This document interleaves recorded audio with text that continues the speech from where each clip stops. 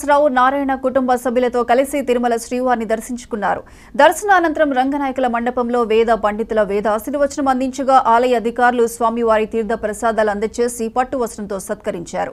అనంతరం గంటా శ్రీనివాసరావు మాట్లాడుతూ 53% ఓట్ షేరింగ్తో కూటమి అధికారంలోకి రాబోతుందని ధీమా వ్యక్తం చేశారు.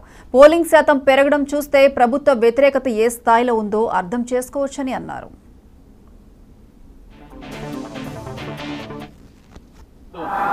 పోలింగ్ అయిన తర్వాత మా కులదైవం కలియుగ దైవం స్వామి వెంకటేశ్వర స్వామి దర్శనం చేసుకోవాలని వచ్చి స్వామిని దర్శనం చేసుకొని ఆ స్వామివారి ఆశీస్సులు తీసుకోవడం జరిగింది.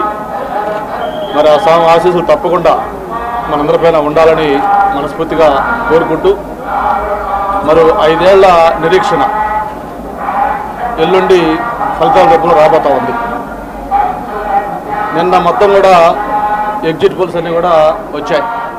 దేశంలో ఉన్న ప్రముఖ సంస్థల దగ్గర నుంచి స్థానికంగా ఉన్న అనేక సంస్థలన్నీ కూడా ఎగ్జిట్ పోల్స్ రిజల్ట్స్ ప్రకటిస్తే ఏదో కొన్ని కేవలం ఒక 4-5 సంస్థలు తప్ప మిగతా అన్ని సంస్థలు కూడా, అది నేషనల్ లెవెల్ కావచ్చు, స్టేట్ లెవెల్ కావచ్చు, అన్ని సంస్థలు కూడా ఫలితాలు ఆంధ్రప్రదేశ్ సంబంధించి ఏకపక్షంగా కూటమి వైపు ఉంటుంది. కూటమి ఘన విజయం సాధిస్తూ ఉంది. 53% పైగా ఓట్లతోటి తెలుగుదేశం పార్టీ కూటమి, జనసేన, భారతీయ జనతా పార్టీ ఆధ్వర్యంలో ప్రభుత్వం స్థాపించబోతుంది అని చెప్పి అన్ని ఫలితాలు కూడా స్పష్టం చేశారు. ఫలితాలే కాదు, రాజకీయాల్లో ప్రత్యక్షంగా 25 సంవత్సరాల నుంచి ఉన్న మాకు కూడా మొన్న పోలింగు సరళి చూసిన తర్వాత మాకు అర్థమైంది.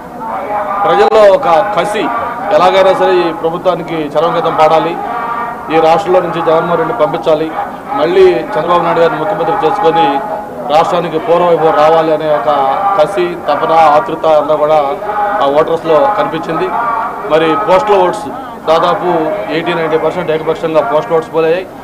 అలాగే హైదరాబాద్ కావచ్చు, బెంగళూరు కావచ్చు, లేకపోతే చెన్నై కావచ్చు, ఇతర ప్రాంతాల నుంచి తెలుగు వాళ్ళు ఎవరైతే ఆంధ్రప్రదేశ్ వాళ్ళు ఉన్నారో వాళ్ళందరూ పోలింగ్ రోజు వాళ్ళు బయలుదేరి వచ్చి మరి టోల్ గేట్స్ దగ్గర, ట్రైన్స్లో, బస్సుల్లో ఏలాడుతూ వచ్చిన తీరు చూస్తే ఆ రోజు మాకు అర్థమైంది ప్రజలు ఎంత కసిగా ఈరోజు ఈ ప్రభుత్వానికి వ్యతిరేకంగా ఉన్నారనేది.